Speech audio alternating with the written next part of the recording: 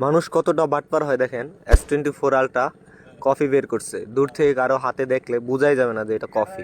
হ্যাঁ, it's true. আপনি যদি দূর থেকে যদি দেখেন তাহলে বুঝাই যাবে না যে এটা কপি নাকি অরিজিনাল। কিন্তু আসলে হাতে নিলে বোঝা যায় যে এটা কফি।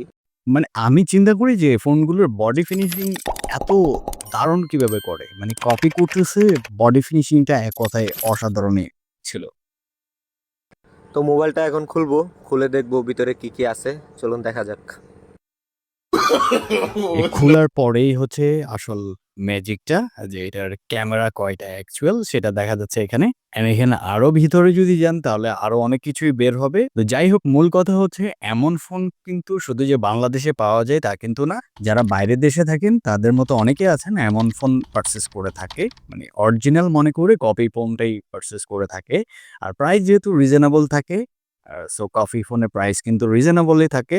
যার জন্য তারা ফোনগুলো বেশিরভাগ দামে পারচেজ করে থাকে। বাট যারা এক্সপার্ট রয়েছে তারা কিন্তু ফোন হাতে নিলেই বুঝতে পারে এটা অরিজিনাল নাকি কপি। আদারওয়াইজ এসব ফোনগুলো আসলে হাতে নিয়ে বোঝাই মুশকিল যে এটা অরিজিনাল নাকি কপি ফোন। হোয়াটএভার, আপনার মতামত কি জানাতে পারেন।